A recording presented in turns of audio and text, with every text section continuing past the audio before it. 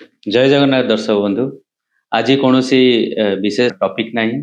आज जदि किसी अच्छी एटा गोटे मोर स्वप्न थिला गोटे बही लेखिबा। से बहीटी मो पाखे पहुंची जाइए।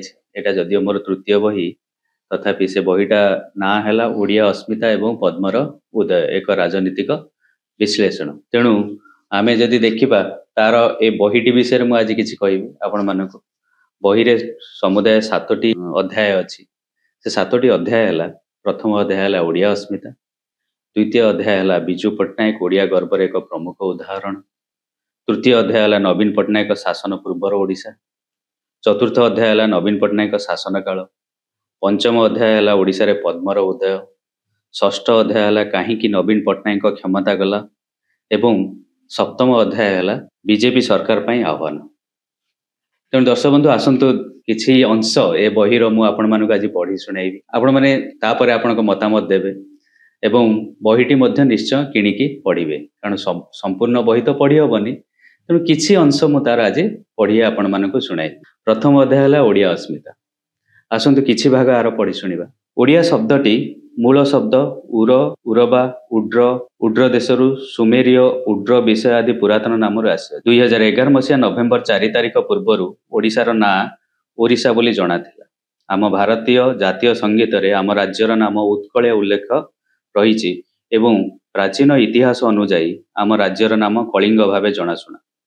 उत्कल प्रदेश को नहीं अनेक पौराणिक तथ्य लुचि रही। मनु संहिता अनुसार उत्कल उत्पत्ति विषय उल्लेख अछि। मनुक दशम संतान सिद्धुम्न जे कि उभय पुरुष एवं स्त्री भाव उत्कल, गया, विनीतस्थ और पुरु को जन्म देइथिले। से निज पिता मनुक निकटरू पाइथिबा अंचल को निज संतान मध्य बंटन करते। जेउ अंचल पुत्र उत्कलंक भागरे पड़िथिला से अंचल को उत्कल देश कहागला। वायुपुराण, मत्स्य पुराण, श्रीमद् भगवत, हरिवंश एवं विष्णु पुराण मानकर उत्कल एवं कलिंगर विभिन्न राजा मानकर किंवदंती उल्लेख अछि। एइथरो दर्शक बंधु आपण माने जानिले जे उत्कलटा प्रथम रे कोठु आसला बा ओडिसार कोठु ओडिसा आसिला। आमे वर्तमान ए जो प्रथम अध्याय अछि तार शेष भागर किछि अंश मु आपण मानक पढ़ी सुनाइबी। शेष भाग प्रथम अध्यायर शेष भागटा हैला स्वाधीनता पूर्व अर्थात 1866 मसीह ओडिशा नौंक दुर्भिक्ष भली एक महाकाल ओडिशार लक्ष लक्ष लोक पोकमाछी परी मृत्युमुख को ठेली देइथिबा बेले स्वाधीनता परवर्ती समय ओडिशा अनेक प्राकृतिक दुर्विपाकर सम्मुखीन होइछि। सेथिमध्यरु 1999 मसीह महाबात्या जेउथरे जगतसिंहपुर, केन्द्रापड़ा समेत ओडिशार उपकूलवर्ती अंचल बहुत प्रभावित होइथिला, जेउथरे हजार हजार संख्यार लोक मरिथिले। 2013 मसीह फाइलिन, 2014 हुडहुड, 2017 तितली, 2019 फनी और बुलबुल, 2020 अम्पन, 2024 दाना भली बड़ बड़ बात्यार अदम्य साहस सहित मुकाबिला करी मध्य ओडिशावासी पुणी मुख्य स्रोत को फेरिबार सक्षम होइछन्ति। जेउ माटीर ठाकुर बड़ ठाकुर, मंदिर बड़ देउल, समुद्र महोदधी, नदी महानदी एवं श्मशान स्वर्गद्वार सेही ओडिशा हेउछि आम राज्य। पृथ्वीर 20टी समृद्ध सभ्य सृजन भाषा भितरु ओडिया भाषा गोटी अन्यतम। भारतर जातीय मान्यता प्राप्त 6 गोटी भाषा भितर आम भाषा अन्यतम। आमर यही पवित्र माटी को छुई चंडाशोक धर्माशोक परिणत होइथिले। एही माटी को द्वारकार ऋषि आदेश घेनी सापग्रस्त सांब आसीथिले साप मुक्त पाई। अर्क भूमि कोणार्कर कर्दम को देहरे बोली कश्यपंकर आराधना करी होइथिले साप मुक्त। आमर यही पवित्र माटी को लोमस मुनि परामर्श रे महाभारत युद्ध अंते पांडव 5 भाई भातृहत्या, पितृहत्या, गुरुहत्या, ब्रह्महत्या भली महापापर मुक्ति पाइबा पाई नाभिक्षेत्र माँ विरजा आराधना करने आसीथिले।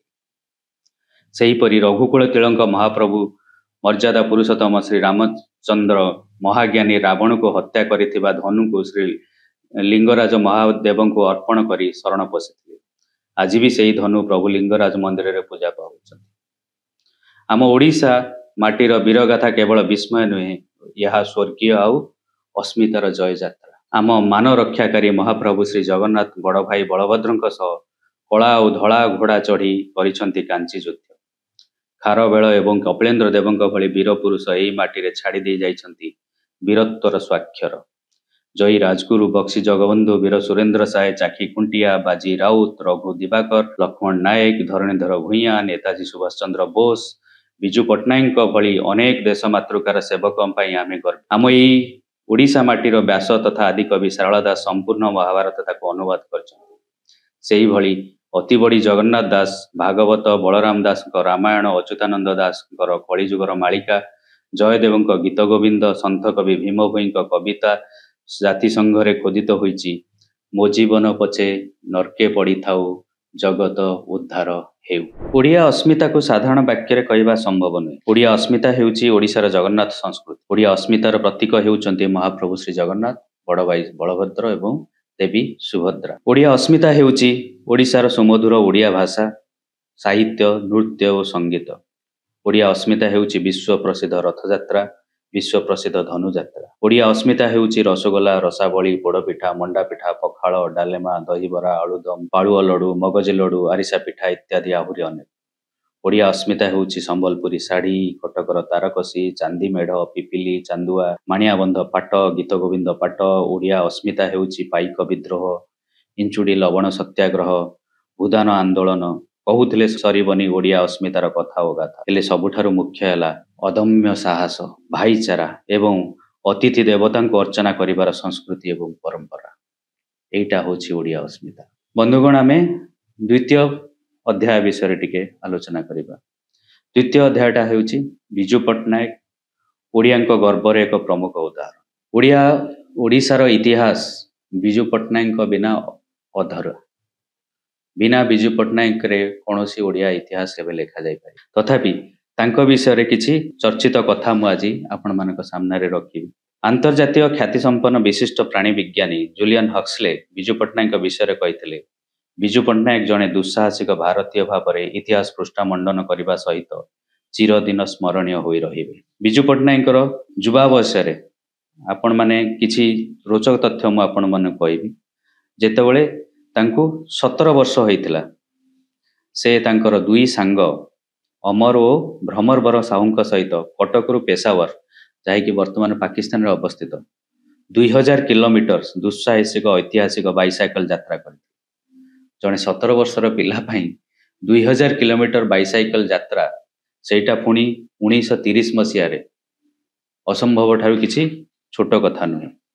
मात्र से थिले विजु पट्टनायक असंभव को मध्य संभव करने सब चेष्टा करुଥିଲେ।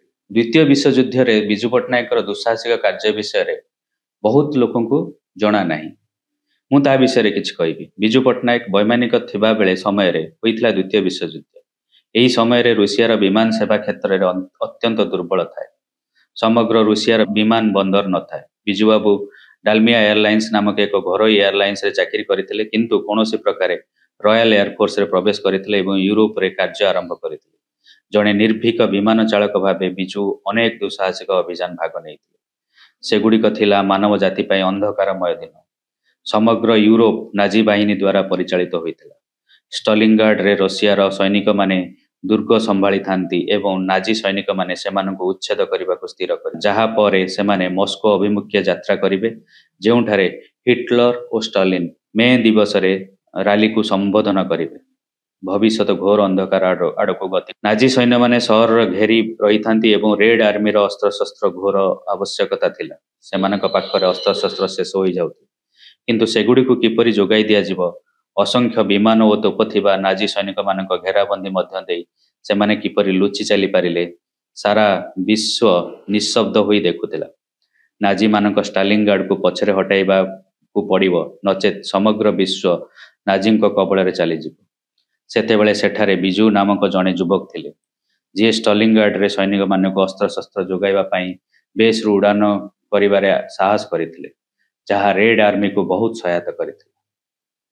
विजु तांको सफलता विषय रे केबे भी कहि नथिले। द्वितीय विश्वयुद्धर 50तम वार्षिकी पर्यंत से ही अभियान गुप्त प्राय रखिथिले। जेतेबेले अमेरिका ब्रिटेन एवं रूसिया सहयोगी बाहिनीर प्रतिनिधि माने तांको जयंती पदक प्रदान कले करी सम्मानित करथिले सेतेबेले सारा विश्व ए विषय जानिबाक पाइथिला। 1942 मसीह रे जेतेबेले जापानी सेना बर्मा दखल कला सेतेबेले मित्र राष्ट्र विमान सरकारी उद्धार योजना रे अंशविशेष भावे उद्धार कार्य रे नियोजित हेले। आईएनए रो जड़े विशिष्ट पायलट थिबा कैप्टेन बिजू पट्टनायक बर्मारू साधारण नागरिक और सामरिक कर्मचारी को उद्धार करिबारे दायित्व दिया जायतिला। प्रबल बोमा वर्षा एवं गुली वर्षण सत्वे बिजू बापू जनवरी और फेब्रुआरी 1942 रे ब्रिटिश अधिकारी एवं नागरिक सुरक्षित भाव में भारत को आनी बर्मा सरकार तांको प्रशंसा पत्र दे सम्मानित करते। बिजू पट्टनायक विषय जेते कहले भी कम हम, तथापि मु आज आउ गोटे बहुत इंटरेस्टिंग कथा तांको विषय कहबी। पाकिस्तान सेना काश्मीर उपरे अधिकार करबा पई तांकर सैन्य पठेइतिले कबालियंक सहित मिसी जेतले युद्ध करबा आस्तिले सेतबेले समस्ते डरी थिले जे काश्मीर रो जो जम्मू काश्मीर रो एयरपोर्ट बोधुए से माने अधिकार कर नै छंती पाकिस्तान सैन्य। तेणु केही प्रथमे तेणु नेहरू कौन करथिले ना बिजू पट्टनायक को कहिथिले जे से सेठाकू उड़ान भरिबा पई। तेणु बिजू पट्टनायक कौन करथिले ना प्रथम 17 जन सैन्य को नै से काश्मीर रो एयरपोर्ट रे लैंड करथिले। से लैंड करबा पूर्वरु चारिपट लो फ्लाइंग जोन रे जाई देखिथिले जे पाकिस्तान आर्मी सेठी नाही, तो जेतेबेले देखले पाकिस्तान आर्मी नाही तेणु से प्रथम जो भारतीय सैन्य दल जो प्रथम जाइथिला युद्ध करबा पई से 17 जन को बिजू पट्टनायक ही नहीं जाइथिले। भावंतु जदि बिजू पट्टनायक न जाई थांते बोध हुए काश्मीर केबे हमर होई रही न थांता। ता व्यतीत गोटे पारादीप बंदर विषय गोटे इंटरेस्टिंग कथा अछि। पारादीप रे किछि न थाए, केवल हेंताळ बण थाए। बिजू पट्टनायक चिंता कले जे नाइ पारादीप रे गोटे पोर्ट हवा दरकार, बंदर हवा दरकार। से थरे कौन कले हठात तांकर हेलिकॉप्टर नेकरी दिल्ली रे पहुंचले। पहुंचवा पर जेतेबेले गले जवाहरलाल नेहरू को देखा करबा पई जवाहरलाल नेहरू कहिले जे तांका सेक्रेटरी जवाहरलाल नेहरू को सेक्रेटरी कहिले जे जवाहरलाल नेहरू मध्याह्न भोजन पर टिके रेस्ट नउछ। तेणु बिजू पट्टनायक से काहाकू बा केमति सुनिबे, से सीधा चलिले। जेतेबेले चलले तांका सेक्रेटरी अटकेबा चेष्टा कला, कहला अरे पंडित नेहरू विश्राम नेउचंती, बिजू आपण काई सुनु ना। बिजू पट्टनायक सीधा जाई जोर जोर कबाट बाड़ेबा आरंभ कले। जेतेबेले जोर जोर कबाट बाड़ेले पंडित नेहरू उठिक आसिले। से बिजू पट्टनायक को देखिए कहले अरे बिजू कौन पई आछो। बिजू पट्टनायक तो कहले बिजू पट्टनायक तांको कहले आसंतु मु आपन गोटे अर्जेंट जिंस गोटे किछि देखैबा छ। तेणु बिजू पट्टनायक तांको हेलिकॉप्टर आनिले। पारादीप ऊपर जेतेबेले आकाश मार्ग रे उडुथिबा बेले जेतेबेले कहले देखु तळुको अनै देखिले कोन देखा जाउछि। नेहरू तळुको अनैले एवं आश्चर्य हे कहले अरे ई जंगल गुडा कोन मते देखौछि, बण बुदा गुडा केवल अछि ना आपन केवल बुदा देखा जाउछि, आपन गोटे बंदर सेठी देखा जाउनी। सेठू नेहरू टिके विरक्त हो गले, बिजू तू कौन पागल हो गलुण। आ बिजू पट्टनायक से हसी कहते आपण सांक्शन करंतु मु 2 वर्ष रे आपन को बंदर करे देखे एवं पर सेटा से करी मध्यम थिले, सेटा सत करी देखाई थिले। एवं जेतोले पारादीप बंदर इनागुरेशन पई आसीथिला सेतोले जवाहरलाल नेहरू आसी ताकू तार भित्ति प्रस्तर स्थापन करिथिले। ता परे आउ गोटे मध्य बहुत इंटरेस्टिंग कथा अछि बिजू पट्टनायक विषय। सेटा होछि डीएमके और एडीएमके रो मिश्रण। आज आपण माने जदि तमिलनाडु रो राजनीति देखिबे ताले डीएमके और एडीएमके दी जण हेउचंती कट्टर शत्रु।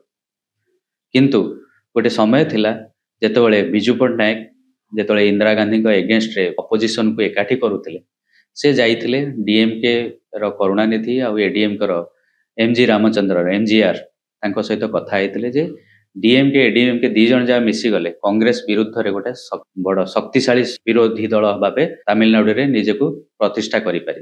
प्रायतः जेतेबेले डिस्कशन चलीथिला करुणानिधि तांको कथा रे लिखिचंती। से करुणानिधि लिखिथिले जे बिजू 12 सेप्टेम्बर 1979 रे तांको पाखौ जाई दुई दल मिश्रण विषय रे कथा होइथिले। तांकर किछि शर्त थिला जे दलर नाम डीएमके रहिबो एवं एमजी रामचंद्रन मुख्यमंत्री भावे कार्यनिर्वाह करिबे ओ से दल सभापति रहिबे। दलर पताका एडीएमके रो पताका रहिबो एवं से पताका रे सी अन्ना दुराईकर छवि रहिबो जे डीएमके स्थापन करिथिले। ए शर्त सुनी बिजू खुशी रे तांको कुंढाई पकाइतले ओ कहले भाबिथिले जे मु किछि असंभव शर्त रखिबी। करुणानिधि जेतले एई शर्त रखिथिले जे दलर नाम डीएमके रहिबो आउ एमजीआर मुख्यमंत्री रहिबे, ए शर्त सुनी बिजू खुशी रे कुंढाई पकाइथिले। किंतु तापरे जो दिन डिक्लेयर हवा कथा जे डीएमके एडीएमके मिश्रण हबो एमजीआर तांको मन बदलाई देथिले एवं से डीएमके एडीएमके केबे मिश्रण हेई पारलानी। भाबी देखंतु जदि डीएमके एडीएमके रो मिश्रण हेई थांता तमिलनाडु रो राजनीति बा तमिलनाडु रो इतिहास आज किसी अलग होता। तेणु विजु विषय तो बहुत किसी कथा अच्छे। गोटे सब बड़ प्रश्न विजु विषय जो विजु पट्टनायक विषय जो कहुए गोटे बड़ प्रश्न आसे विजु पट्टनायक कौन पर प्रधानमंत्री हो पारे ना। जदि देखा जाए गोटे बही आसी 1962 मसीह प्रसिद्ध ब्रिटिश सांबादिक वेल्स हैंगेन गोटे बही आसाला आफ्टर नेहरू हु। से पुस्तक रे से जो किसी लोकंकर संभाव्य लोकंकर नाम चिठा देइथिले ता धेरे विजु पट्टनायक नाम मध्य थिला।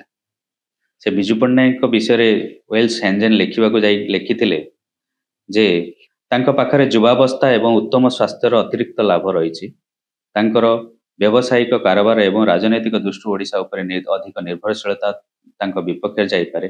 तथापि विजु पट्टनायक उपरे नजर रखिबार अछि। अर्थात किछि लोकंक ना से देइथिले ता देरे विजु पट्टनायक मध्य प्रधानमंत्री हवा योग्य थिले। 1962 मसीह वेल्स हैंगेन ब्रिटिश पत्रकार इंग्रेज पत्रकार से लिखिथिले जे विजु पट्टनायक प्रधानमंत्री हो पारे। इनफैक्ट से बही रे जो किसी लोकों ना थिला ता भितर 3 जन भारत प्रधानमंत्री होइथिले किंतु विजु पट्टनायक हो पारे। तार बहुत गुड़े कारण अच्छी। से कारण जदि आप जानवा चाहते ताले बहीटा पढ़ा पड़ो।